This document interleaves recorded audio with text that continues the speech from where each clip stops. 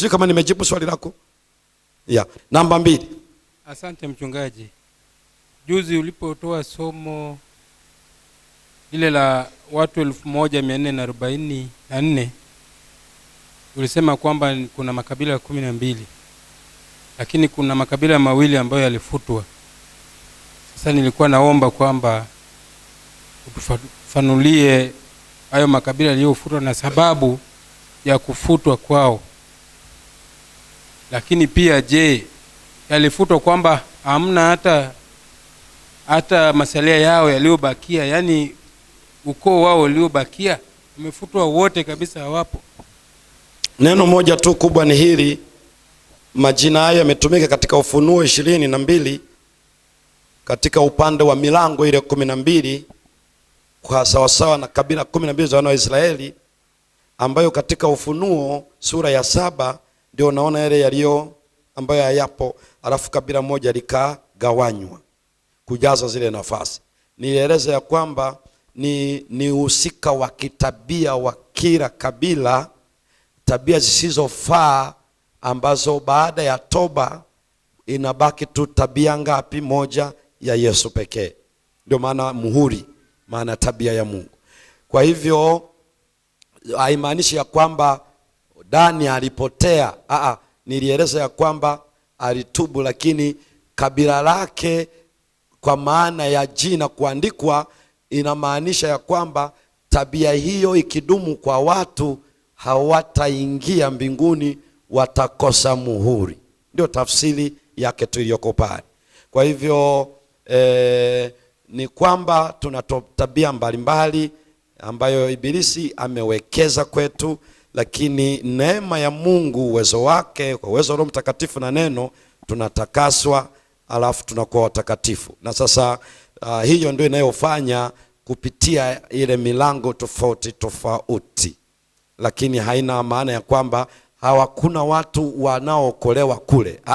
Wako mpaka kabila la Dani. Bwana alitoa mpaka waamuzi kutoka kabila la Dani. Bwana alitoa mpaka viongozi katika kabila la Dani na kabila nyingine ile ambayo inahusika. Kwa hivyo haimaanishi kama kabila lilipotea, ila sifa ya kabila ile ya kutokubaliana imeachwa kwa sababu haikufanana kuongoka na kuchukua tabia ya Yesu. Ndio hiyo tu tofauti, lakini kuna watu moja moja katika kabila. Ni sawasawa pia hata kabila ya Yuda ipo imeandikwa, lakini sio kwamba uzao wa Yuda wote wataenda mbinguni. Maana hiyo sio habari ya uzao wa kidamu. Hapana. Ila tulisema hivi, ni uwakilishi wa kanisa la watu wa Mungu, agano la kale na agano jipya, waaminifu wote, kipindi cha agano la kale na agano jipya. Na mfano wako ambao wametoka kwenye uzao wa kabila lenye sifa iliyoandikwa hapa, waliotubu wa Kanani, lakini mmoja mmoja wamepotea. Ukienda kwa upande wa Nabali, alikuwa ni kabila ya nani? Yule mume wake na nani? Na nani? Abigail. Alikuwa anatoka kwenye kabila ambayo kwenye orodha hii ipo, lakini hutaona maisha yake. Ni kama ambavyo tunaitwa Waadventista, hatutaokolewa kwa sababu ni Waadventista, kwa sababu ameruhusu ngano na magugu yafanyeje? Ndio hicho ambacho kiko pale. Asante mchungaji kwa mafundisho, lakini mimi nina swali hapo kwenye mtiririko wa kujifunza kitabu hicho cha Ufunuo. Nilikuwa natamani kufahamu juu ya wale wazee 24. Kuna wachambuzi wa hiki kitabu walikuwa wanasema ya kuwa hawa wazee, wachambuzi wa hiki kitabu, mbona ukitaji kitabu cha Ufunuo namaanisha hawa wazee wachambuzi au nimesemaje pale kwamba wachambuzi wa hiki kitabu? Ulisema hivyo ama ndio sikusikia vizuri? Namaanisha hawa watu ambao tunajifunza hivi vitabu vya Ufunuo na Danieli. Ninyi mmekuwa mkijifunza, mimi sijazungumzia wazee. Ndio. Sasa hebu weka vizuri nijue msingi wako uko wapi. Kuna mtazamo walikuwa wanasema hawa wazee 24 walikuwa ni malimbuko ambao Yesu alifufuka nao alipofufuka na akapaa nao mbinguni. Sasa sijui kama huo mtazamo ni sahihi, lakini nyongeza ya hapo kwenye huo mtazamo, fungu la Waebrania sura ile ya 11 na fungu lile la 38 anasema watu ambao ulimwengu hawakuwastahili kuwa nao walikuwa wakizunguka katika nyika na katika milima na katika mapango na katika mashimo ya haki, na watu hao wote wakiisha kushuhudiwa kwa sababu ya imani yao hawakupokea ahadi, kwa kuwa Mungu alikuwa wamewatangulia kutuwekea sisi kilicho bora, ili wao wasikamilishwe pasipo sisi.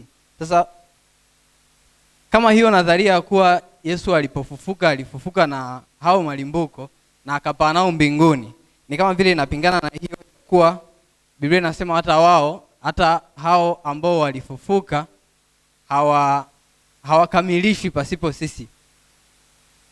Inakuja hoja ya kuwa hata wale kina Musa na kina Henoko hawakupaa mbinguni kwa sababu wao hawakamilishwi pasipo sisi. Kwa hiyo nilikuwa nataka unisaidie hapo, huo mtazamo umekaaje? Mimi ningekuomba uachane na nadharia za watu, alafu uniambie Biblia inachokisema. Kwa sababu hata hao waliosema Musa na Enoki hawakwenda, maana mpaka hawawezi kukamilishwa pasipo sisi, wakati Biblia imesema Enoki na Musa wameenda. Sasa hapo lazima tutakuwa tunasoma kitabu cha biolojia. Lakini kama cha Biblia kimesema Enoki alikwenda, kimeeleza kwenye kitabu cha Mwanzo, kikaeleza pia kwamba Musa alienda, na ni lesoni hiyo iliyopita tu hivi ambao tulisoma kwenye Kumbukumbu la Torati, lakini kifo chake tukaona ufufuo wake kwenye kitabu cha Yuda, kitabu cha mwisho kasoro Ufunuo. Sasa kama tukisema hakwenda, lazima tupate reference ya anayejua zaidi kuliko Mungu. Sawa pastor. Swala msingi liko kwenye wale wazee 24. Sasa ungeuliza tu kwamba hivi wazee 24 ni wakina nani? Natamani kuelewa.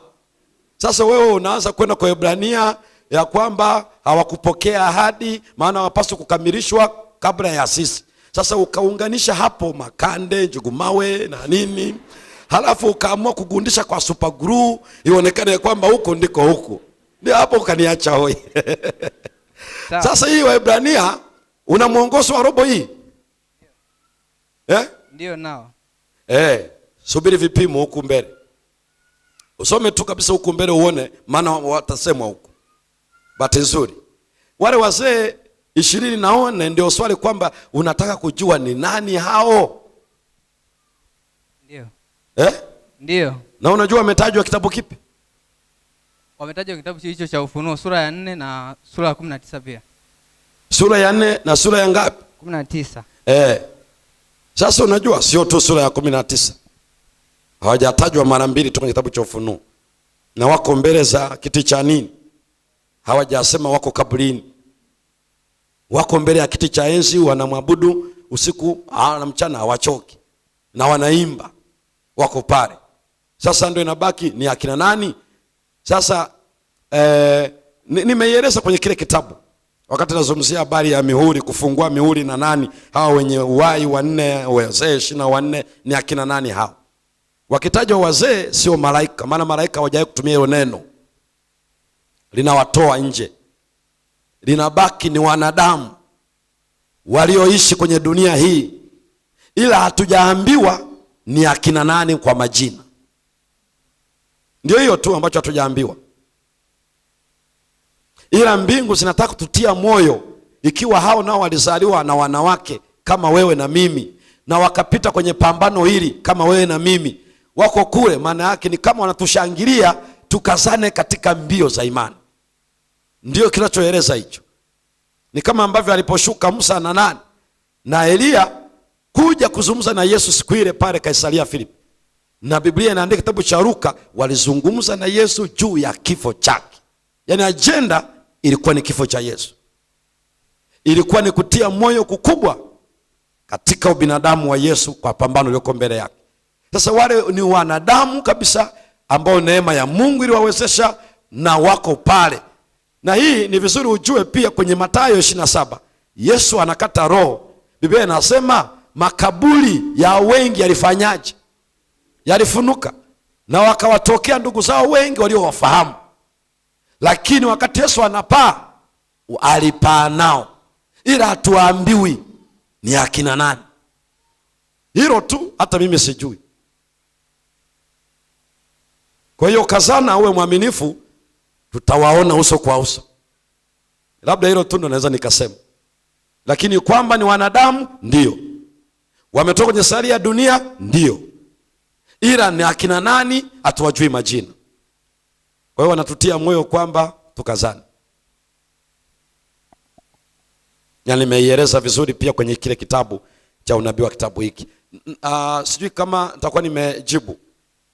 Umenisaidia kwa hilo, lakini pia na swala la pili, tulikuwa na mjadala hapa tukakosa kufikia mwafaka juu ya swala la kifo cha Yesu pale msalabani.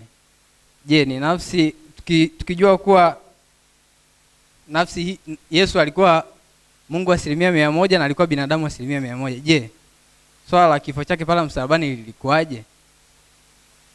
Yaani mlikuwa na mjadala hapa? Usiniache hewani. Mlikuwa na mjadala nyumbani kwenu au mlikuwa na mjadala wapi? Nasemea hapa kanisani. Hapa kanisani? Yes. Juu ya uungu na ubinadamu wa Yesu? Yes. Ama ulikuwa ni mjadala juu ya nini na nini? Ilikuwa juu ya kifo cha Yesu msalabani, ukihusianisha na kwamba alikufa ama hakufa. Alikufa kama mwanadamu au alikufa kama Mungu? Ninyi mkapata nini jibu? Maana najua mkuacha hewani. Mlisemaje sasa? Na maswali ya kuchomekezewa hayo. Hebu niambie huo mjadala mliumalizaje? Hatukufika mwafaka. Mimi binafsi sikuelewa. Yaani sikuelewa, yani sikupata hitimisho juu ya hiyo hoja. Sikilizeni watu wa Mungu. Hiyo ni mada nyeti sana, inahitaji kupunguza mwendo. Msifikiri ni rahisi kiasi hicho. Moja, Biblia inasema maana kwa hakika alitwaa asili ya uzao wa Ibrahimu. Tena inasema kitabu hiki cha Waebrania hakutwaa asili ya malaika. Asili ya mzao wa Ibrahimu. Moja, asilimia zote 100 ni mwanadamu, zote ndio unaziona pale zinaonekana. B, kuchukua huo binadamu, kuna neno nasema akafanyika mwili kwenye Yohana Injili, kwa sababu sura ya Yohana Injili ndio inayomtaja Yesu asili yake. Kabla inaeleza alifanyika, monogenes, neno la Kiunani ambalo ndio watu wasipojua au wanafikiri, ndio maana wanafikiri kuitwa mwana. Tumesoma hii kuitwa mwana, nafikiri kama tulisoma vizuri mwongozo huu kwamba anaitwa mwana. Ule kuitwa mwana sio kwa kuzaliwa na Mariamu, wala bado wakati anafanyika mwili, nafsi yake ya uungu ipo. Namna ubinadamu na uungu vilivyoishi ni fumbo. It is a mystery. Hakuna mtaalamu yoyote duniani atakaye kokotoa hapo. Moja, ni kwa vipi uungu wake ulifanya kazi na bila kuingilia kati ubinadamu wake. Ndio maana hakuna muujiza wowote uungu wake ulifanya kwa ajili ya ubinadamu wake. Akiweka mikate watu wale ni kwa ajili ya watu. Amen. kwa ajili ya waliohitaji kuponywa ni watu wengine. Ubinadamu wake ulipokuwa unahitaji msaada, ametufundisha nyenyekeeni chini ya mkono wa Mungu. Ndio hiyo nasema nimewapa kielelezo. Ubinadamu utashinda kwa kujisalimisha kwa mapenzi ya Mungu. Na ndio maana alikuwa anaomba, sio kwamba uungu wake hana. Lazima uungu usiingilie ubinadamu. Ukishaingilia tu, Ibilisi anafaulu kwamba kwa kuwa hawa hawana uungu hawawezi kushinda. Kwa hiyo lazima uungu haukuingilia kati, ila ulibaki uungu na ubinadamu. Hata alipoanguka Getsemani pale, sio kwamba hakuwa na uungu, lakini uungu ukiingilia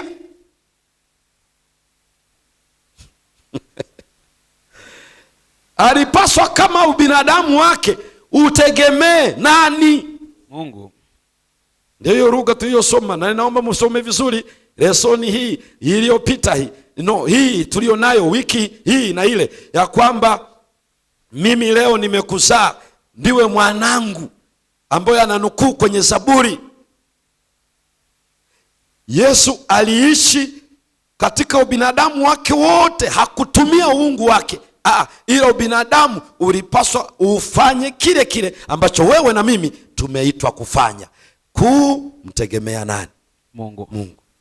Tunakuja kwenye kifo. Ni kwa vipi ubinadamu ufe? Swali linabaki, na uungu wake. Na Biblia inasema Mungu hafikiwi na nini? Na mauti. Swali la pili, kama naye uungu ulikufa, basi kuna kipindi katika historia ya uumbaji na uungu, baadaye ya nafsi tatu zilibaki mbili. Hayo ni maswali ya wafuga minyoo. Waje waone jinsi jamaa hoja ilivyo, sio ndogo. Na ni yeye huyo aliyesema, na utoa uhai wangu na nina uwezo wa kuutwaa tena. Agizo hilo na nilipokea kwa Baba yangu. Na bado kwenye kufuka kwake uungu bado upo, lakini hakufufua. Uungu wake haukufufua, badala yake alisubiri kalenda ya Baba. Gabrieli akatumwa, akatoa jiwe, akaita, baba yako anakuita. Halafu Yesu anapotoka anasema, mimi ndimi ufufuo na uzima. It's a mystery.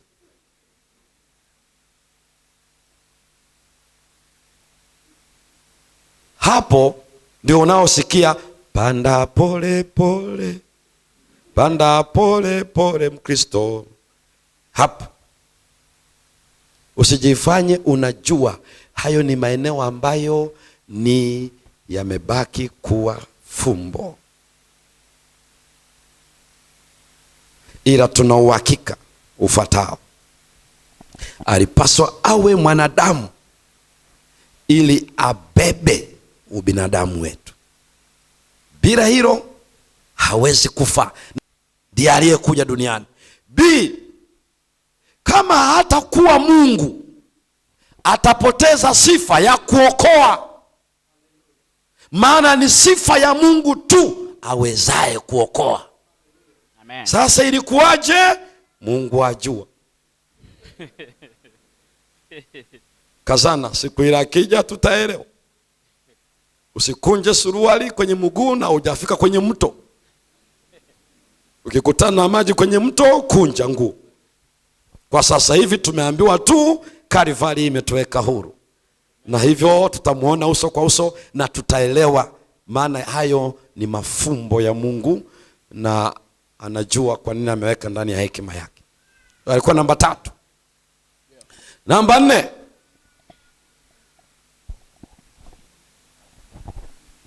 swali langu lipo kwenye, kama sio somo la Jumamosi ni somo la Jumapili, kwamba tunapoomba, kiwa tunaomba sawasawa na mapenzi ya Mungu, ni hakika anajibu.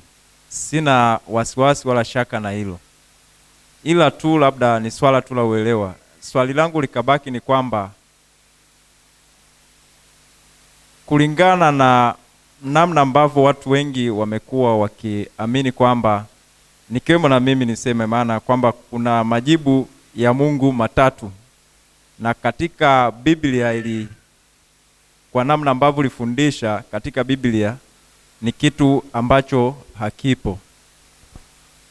Sasa swali langu likawa kwamba pale ambapo unaomba na haupati majibu ya yale maombi kwa wakati huo, ni kitu gani kinakuwepo hapo? Wakati hamna jibu la subiri, na wakati ambapo unaweza kaomba usipate majibu ya kila ambacho likiomba, na kwa Mungu hakuna jibu la hapana. Ni nini kipo hapa? Na tunajifunza kwa watu wengi ambao wameomba, mmoja akiwa ni Hana, aliomba kwa muda mrefu sana mpaka kuja kupata majibu. Ni kitu gani kinakuwepo hapa katikati? Labda unisaidie kwa uelewa wa kitu kama. Nani aliomba muda mrefu bila kupata majibu? Hana. Alikwambia aliomba kwa muda gani? Usije ukamsemea. Muliona aliomba kwa muda gani? Wewe uliona aliomba kwa muda gani kabla hajapata? Sina uhakika na muda alioomba. Na umejuaje ni kwa muda mrefu alikuwa naomba? Nimewahi kujifunza kwenye kitabu cha Kesha kipindi fulani huko nyuma. Akasema alikuwa akienda hekaluni na akiomba mpaka kwa wakati ambapo yeye alimwambia, we mwanamke utakuwa mlevi hata lini?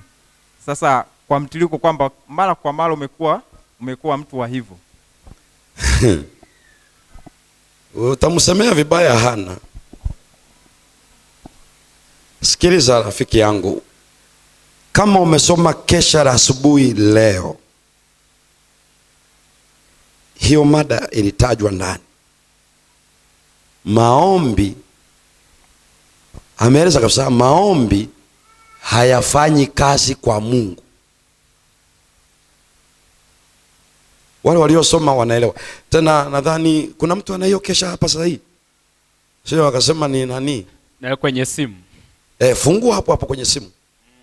Watu wa .com. Inatuokoa. Tuna safu.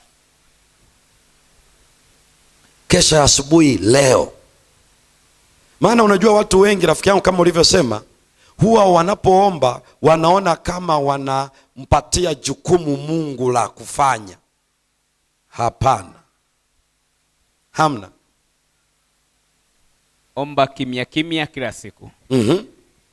Fungu elekezi lilikuwa natoka Mambo ya Nyakati wa Kwanza 16 fungu la 10. Nenda kwa maelezo kabisa aliyoweka hapo. Okay. Maombi hayakusudiwi kufanya mabadiliko yoyote kwa Mungu. Umesikia hiyo lugha? Hayakusudiwi kufanya badiliko lolote kwa nani? Kwa Mungu. Ndio maana wale wanaokariri push, pray until something happens, yani omba mpaka kitu fulani kimefanyika, huwa wanamtazamo, wanampushi Mungu mpaka mwisho Mungu aseme yana hapata situlii, huku amenikazania, huku amenikazania. Basi na kwa sababu kuna ile Luka 18 ya yule mwanamke alikuwa anadai haki kwa hakimu dhalimu.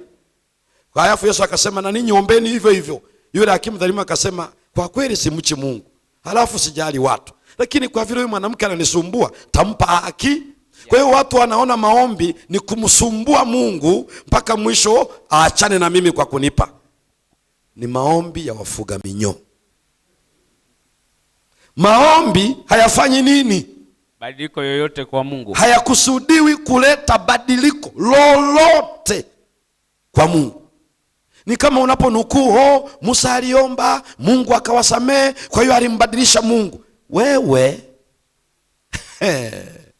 Mungu akibadilika, maana yake amepoteza sifa ya kuwa Mungu. Nisikilize vizuri ndugu zangu. Wala hatumwambii ila ajue tuna hali ipi. Hapana.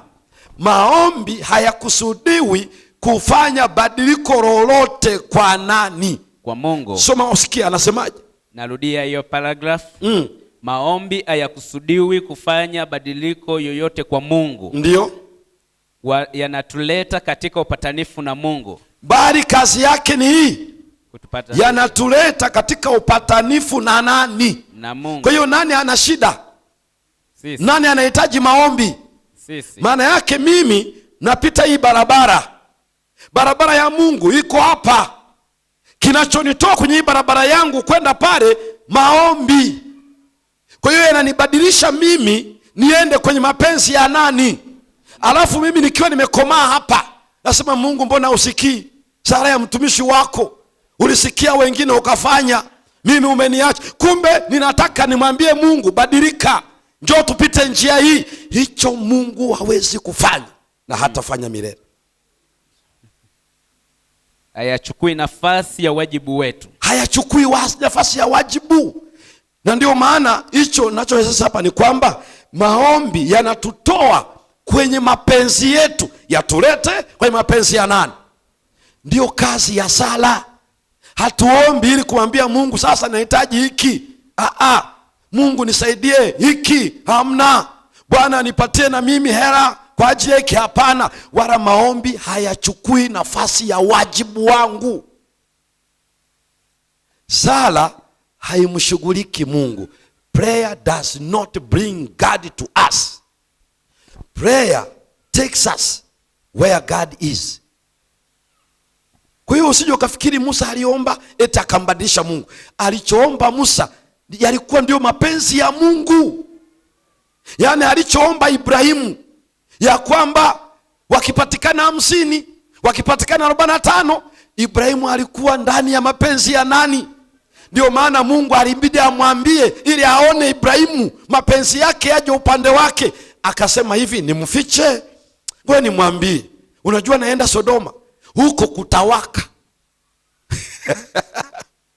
Sio kwamba alikuwa anamwambia tu bwana ninaenda Tabora. Alikuwa ana induce something kwenye akili ya Ibrahimu ili aanze kuomba kwa ajili, alete roho yake mahali ambako Mungu yuko. Kwa hiyo Ibrahimu alikuwa anaomba kwenye mapenzi ya Mungu. Ndio maana wakati moto unawaka, fungu linasema Mungu akamkumbuka nani? Ibrahimu, akamtoa Rutu. Nisikilizeni, hata kutoka kwa Rutu ni kwa sababu Mungu alimkumbuka Ibrahimu. Supplications, maombezi kwa ajili yake. Na ndio maana kuna wanaume wengi ambao ni wazinzi, wanadanganya wake zao, ninaenda Dar es Salaam, kumbe ameenda Mwanza, anamwambia hapa nasubiri mzigo, kumbe yuko guesti. Lakini kwa sababu ya maombi ya mke wake bado anamtunza. Yeye anaona ana akili timamu. Sio hivyo. Kwa ajili ya Ibrahimu akamuokoa Rutu. Kwa hiyo unaposikia Mungu amekawia, kwa kuwa mimi niko hapa ndio ninaona amekawia, kumbe anasema umejichelewesha mwenyewe, njoo hapa. Halafu sisi tunasema Mungu amefanyaje? Eti amechelewa. Aliyechelewa ni nani? Huyu aliyoko kule ama Mungu aliyoko hapa? Mumegoma Maana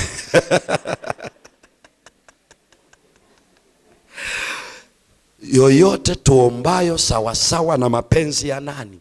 Ya Mungu. Aminini mmepokea na yamekuwa yenu. Amen. Jambo la pili ulizungumza ilikuwa ni hili, Mungu anavyojibu sio nilivyotazamia. Kwa mfano niwaambie wapendwa, John Hasi mnamfahamu? Ndio. Alichomwa moto, hakuchomwa moto?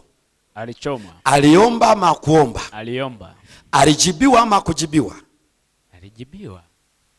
Alijibiwa. Alijibiwaje? Anafurahishwa na hilo. Hiki ndicho tunahitaji kuelewa. Ni kweli kabisa Mungu alimjibu. Kwa nini? Wale waliokuwepo kusoma kitabu cha Great Controversy walishuhudia kabisa. Yaani John Huss, wakina John Jerome, wakati anaenda pale kwenye ule moto afungwe pale kwenye mti, chini kuna kuni zimewekewa kila kitu zichomwe moto, waliona uso wake mtulivu, hana hofu yoyote, na mpaka wanawasha moto yeye anaimba nyimbo. Lakini wale ambao hawajajibiwa, Bwana ingilia kati, ingilia kati. Yaani unajua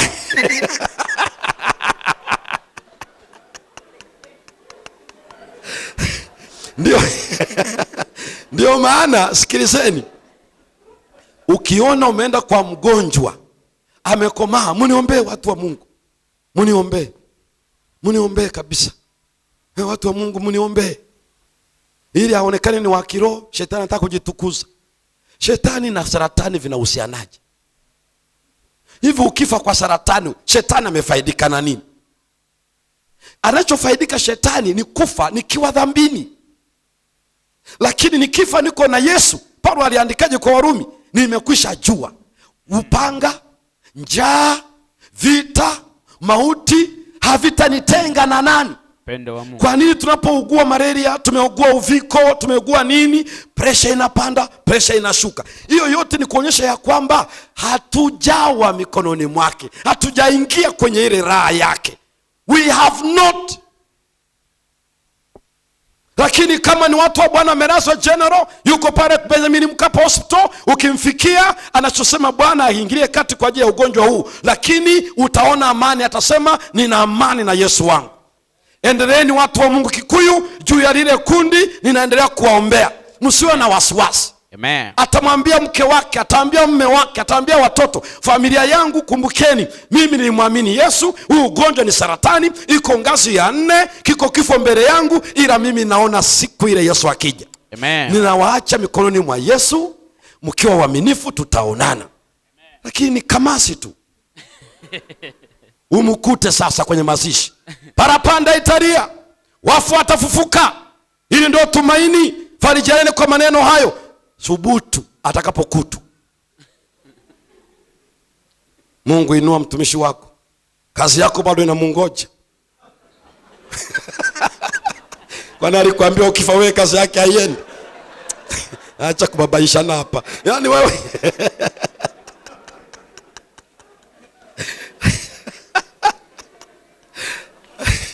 kwani wewe utakuwa unapishana nini? Anayeomba anasema Mungu, bariki biashara zetu, maana katika hiyo biashara tutapata fedha kwa ajili ya kazi yako. Wewe acha kumfanya Mungu kama muhuni.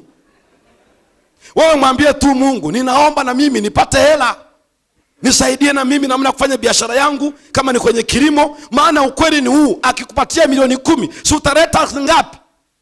2. Ukijitahidi ngapi? 3. 7 anatumia nani? Msijifanya muhitaji hela. Halafu umekomaa kwenye kazi ya Mungu, kanisa lako halijaezekwa, kwa hiyo simamia biashara yangu. Wewe yaani ninyi watu kwa kweli ninyi. Mungu anasema wewe sema tu nataka hela. Kazi yangu nani alikwambia inafanyika kwa hela tu? Wewe nilifanyika hata kwa mawe na kombeo.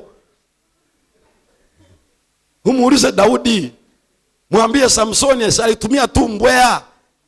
Wewe sema biashara yangu hii Bwana, unibariki kwa hii, kwa maisha yangu ninayoendelea nayo kwa sasa. Sio ujibanze ukinipatia. Hapa kuna kazi, kuna hela yako.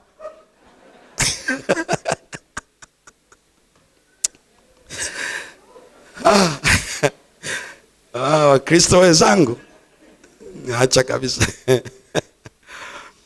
Kwa hivyo ndiyo hiyo inayofanya watu waone kwamba Mungu ana majibu ya hapana ama anachelewa. Si kwamba iko upande wa Bwana. Ni mimi mwenyewe. Pili, ni wale ambao tunatazamia atujibu tulivyotazamia na sivyo Mungu anavyojibu. Siku zote majibu ya Bwana ndiyo majibu ya viwango. Lakini kwa sababu nitazamia John Hasi asichomeke moto, kwa hiyo ninaona kama Mungu hakujibu. Kumbe amejibu maombi yake, na roho yake ilishikamana na Mungu. Alipata maumivu ya moto, lakini shujaa wa imani.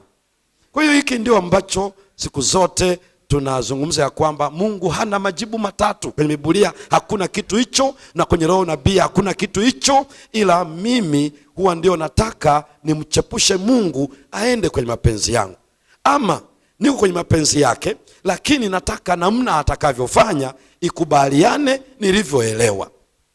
Jamani, hii ndio itatufanya tutafute ubunifu mwingi kama huo. Asante. Ninakushukuru mchungaji kwa mafundisho yako, hususan fundisho la leo mchana. Swali langu najikita katika fundisho la leo mchana ikuhusu nukuu. Ninauliza swali nikiwa ninauelewa kwamba kanisa la Waadventista tunayo nukuu ambayo inajitosheleza, na hiyo nukuu ni Biblia. Je, inafaa kwa sisi tunapokuwa tunaenda kushuhudia kutumia lugha kama hii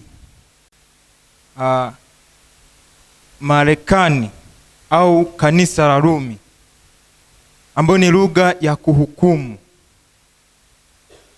Kwa mfano, tunajua kabisa bayana ya kwamba kupitia upapa kanisa la Rumi lilifanikiwa kubadilisha majira. Bila shaka ninamwongelea Papa Gregory wa 13 mwaka 1582. Je, inatufaa sisi kushuhudia kwa namna hiyo, kusema kauli kama hizo kwamba kanisa la Rumi lilibadilisha majira na sheria, au Marekani ndiyo tawala ambayo itamhuisha yule mnyama ambaye alipata kidonda? Je, inatufaa kutumia hiyo kauli? Lakini swali sehemu ya pili linasema, je, inatufaa sisi kutumia reference ya vitabu vya roho vya unabii kwenda kushuhudia kwa watu wa madhehebu mengine ya Kikristo au Waislamu? Inatufaa? Asante. Hapo kuna mambo mawili. La kwanza, mimi siwezi nikajua mko hatua ya ngapi na huyo mtu mnayejifunza naye. Hiyo ni kitu cha kwanza. Ya pili, unapozungumzia kutaja Marekani, kwa mfano useme nikaona mnyama mfano wa mwanakondoo, pembe mbili mfano wa mwanakondoo, lakini akanena kama joka. Sasa utamwambia mnyama ni nini? Na huyo anayetajwa hapo ni nani? Unaona namna ambavyo kwa vyovyote utahitaji kufahamu na kumpatia hiyo ajue kwa nini ni huyu. Lakini kama utaishia tu mnyama, mwana kondoo, ukasema tu ya kwamba mnyama aliyetoka majini, sasa si mtaishia mnyama aliyetoka majini? Anaanza kukuuliza anakaaga majini. Kwa hiyo usahihi wake uko hivi: siku zote kuna ukweli unaopaswa kuanza, na mara nyingi tunaanza kile anachokifahamu mtu, kile ambacho tuna ukubaliana wote. Unaanza hapo, ukweli unaongezeka juu ya nini? Ya ukweli. Ni kama umeenda kushuhudia alafu unaanza Sabato. Jamani, wewe utakuwa unakufa na Sabato. Hatupeleki Sabato, tunapeleka Bwana wa nini? Wa Sabato. Kwa hiyo hizi kanuni za kushuhudia zinahitaji semina, tuendelea kupewa. Ndio maana nikasema zote hizo kusema, kama mnajifunza naye utafikia mahala atataka kujua ni nani hasa huyo mnyama. Sasa huwezi kubaki tu kusema ni mnyama tuwe jua ni mnyama. Kwa hiyo ndio maana nikasema ni vizuri, lakini mko hatua ipi? Kwa hiyo inategemea mumeanzia wapi, mnaenda naye vipi. Kama ni unabii, mumetembea naye vipi? Na unabii umejitafsiri hapa, nenda hivi, umeenda mnyama huyu amekuwa hivi, na hiyo mpaka ufike pale. Kwa hivyo mimi sina jibu la kusema haifai, ila ninasema tu ya kwamba itategemea muliko anza naye na muliko wakati huo. Ila kanuni ya ushuhudiaji katika neno la Bwana, anza na anachoelewa, alafu anza na mnachokubaliana, ili mwenda hatua kwa hatua. Anayo mengine kadri unavyosonga mbele, yeye mwenyewe ndo anaweza anzishe ni nini maana yake, ama wewe mwenyewe kulingana na somo mtafika mahala fulani. Kwa hiyo ni ngumu kusema hapana, ila afate kanuni za ushuhudiaji ikiwa ni kujifunza maandiko matakatifu. Bii yake ni vizuri kutumia maandiko ya N.G. White kwenye ushuhudiaji, si ndio swali? Ingawa wewe umesema roho ya unabii, nilijua unamaanisha maandiko ya Ellen G. White. Na mimi nimeendelea kueleza hapa, roho ya unabii muielewe kwa mujibu wa Biblia. Kwa hiyo lakini naona bado umekamata maandiko ya Ellen G. White ndio inaita roho ya unabii moja kwa moja. Hautaki kuona pia ni roho huyo huyo aliyemvuvia Ellen G. White na aliyevuvia Yohana na wengine. Lakini hapo nirudi sasa kwenye uelewa huu kwamba ni vizuri kutumia maandiko ya Ellen G. White. Swala ni hivi, huyu ikiwa mmeanza naye akaelewa akaamini huyu ni mjumbe wa Mungu aliyevuviwa, mimi na kesi gani naye? Tatizo liko unazungumza na Muislamu, unazungumza na Mkatoliki, lakini unakoaminisha ushahidi wako unanukuu maandiko ya Ellen. Anaanza kukuuliza, hii ni Biblia? Si utatoa macho? Ielewe Biblia, ufahamu ukweli wa neno la nani kabla hujanukuu maandiko ya Ellen G. White kwa mtu ambaye hamjui. Maana yake ni kwamba unapoteza. Kwanza lazima umwaminishe kwa mujibu wa Biblia Ellen G. White ni nani kwa mujibu wa Biblia. Aone, je, ni kama Isaya? Na kama sio nabii, kama nabii Isaya, yeye ana mipaka ipi? Ndio maana nikasema naenda kuandika kitabu hicho, kwa sababu watu wengi mpaka leo kuna wengine ambao Biblia hii Biblia hii sio hoja kwao. Wao ni magombo ya Ellen G. White. Hata ukimpatia tupatie tuongoze ibada ya ufungaji wa Sabato, anakuja na njia salama. Someni vitabu vya roho nabii, watu wa Mungu. Mimi hiki ndio chenyewe. Tena bahati mbaya watu wanatumia lugha ambayo ni mbaya kabisa. Wanasema roho nabii, maandiko ya Ellen G. White ndio kikombe. Biblia ni mtungi wa maji. Hao watu muombe mnanionyesha. Uwezi ukajua Biblia mpaka roho ya unabii. Wewe acha upagani huu. Acha upagani huu. Mungu hajatoa maandiko ya Ellen G. White ya kufanye wewe kujua Biblia, na kwamba bila Biblia, bila roho ya Ellen G. White huwezi jua Biblia. Usidhalilishe neno la Bwana. Kama ujui nafasi ya Ellen G. White ni nini, kiri tu kwamba sijajua kwa nini Mungu alimuinua mjumbe wake wakati wa mwisho. Ukiri kwamba sijui, lakini usianze kuambia watu hiki ndicho kikombe.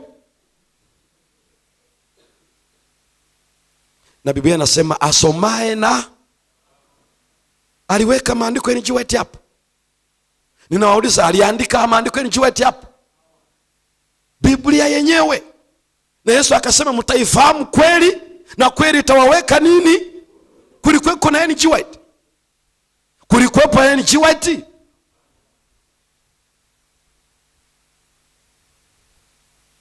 Mimi nilihubiri Kinyerezi. Mliona nilinukuu Ellen G. White? Ninawauliza, mlisikia naambia Ellen G. White?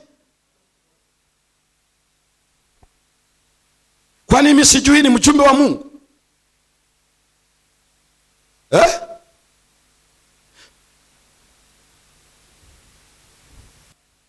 Wewe baada ya kusoma Biblia uelewe maandiko ya Ellen G. White yanakurudisha kwenye Biblia. Ameita lesser light leading people to greater light. Haiti literal light, lesser. Unajua lugha ya Kiingereza ni ajabu sana. Na yeye mwenyewe amesema neno langu aliyonituma Bwana kuandika hayawezi kuwa mbadala wa Biblia. Kwa hiyo unarukaruka leo na unabii. Neno ya unabii. Neno la unabii ndio nyundo unagongea watu. Preach the word. Ubiri neno. Ubiri neno. Lifundishe neno. Mjumbe wa Mungu alimeandika kabisa, kama watu wa Mungu wangelipeleka akili zao kwenye neno, Mungu asingelituma mjumbe huyo. Na bado akasema kazi ya maandiko yake ni kurudisha akili za wanadamu kwenye nini? Na General Conference session ya mwisho ya uhai wake, alipoulizwa na viongozi, una ujumbe gani? Alichukua Biblia. Akasema this is the book. ninawasihi kwa ajili ya kitabu hiki. Kwa hivyo kazi ya N.G. White ni ya kurudisha akili yangu na ya kwako kwa neno, na hata angelikuwepo yeye, angelipendezwa kuona watu wanaielewa Biblia, wanaamini, wanajifunza neno, wanafundisha neno. Ndiyo kazi ya maandiko ya N.G. White. Lakini kusema bila maandiko ya N.G. White huwezi kujua Biblia ni kuyanenea vibaya maandiko ya N.G. White. Acha kabisa utapiamlo huu. Maana yake ni kusema tangu Biblia imeandikwa haiwezi kueleweka, ilibidi isubiri N.G. White. Hiyo dhambi sio ndogo. Imeandikwa ikakamilika kwenye karne ya kwanza wakati wa Yohana wa Patmo. Eti leo ikae bila kueleweka, tusubiri mwaka 1800 na kitu ndipo tuanze kujua Biblia? Nini maana yake hiyo? Chukua neno, soma neno, na Bwana atakusaidia kuelewa neno. Ndio maana unapojifunza na watu, wafundishe Biblia. Msingi na imani namba 12, kanisa ulimwenguni. Biblia ndio kitabu.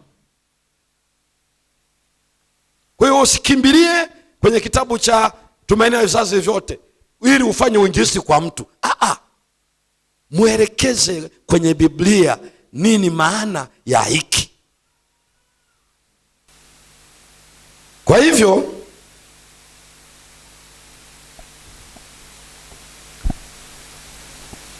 nilitumia hapa N.G. White kwa sababu ndizo watu wananukuu kueleza kanisa ni Babeli na kanisa ni Laodikia. Ndio maana niliziweka hapo.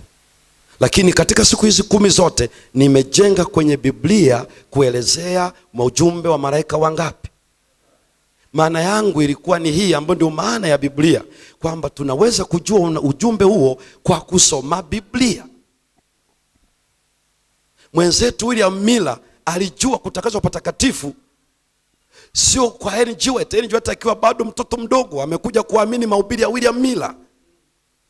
Leo tuseme ya kwamba bila N.G. White hatuwezi kuelewa Biblia, tunasema kitu gani hicho? Kwa hiyo mara nyingi nilipoenda hapa kwenye hotuba ya mchana, nilikuwa najibu hoja, kanisa hili sio Babeli na kanisa hili sio Laodikia. Nikabidi nilete zile nukuu ambazo baadhi yetu wamezitumia wakidhani zinazungumza habari hizo. Ndio maana yake. Lakini bila hizo, Biblia na Biblia sola scriptura. Amen. Amen. Jielimishe katika Biblia. Unaposoma maandiko ya N.G. White ya kusaidia kuona Biblia ni kanuni juu ya kanuni, huku kidogo na huku wapi. Ujumbe wa malaika watatu unatutaka turudi kwenye neno, tujifunze neno, tuliishi neno na tuwaeleze watu neno. Nchi ikaangazwa kwa utukufu wake. Amen. Ufunuo sura ya 18, kuwaeleza watu wakatoke kwenye mvinyo ya ghadhabu ya uasherati wake. Ni wewe na mimi waliosalia wakati wa mwisho. Jielimishe neno. Roho wa Mungu yuko tayari kutufundisha na atatuongoza kuwaeleza wenzetu watoke kwake, maana hawa ni watu wake. Hii ndiyo neno la Bwana. Amen.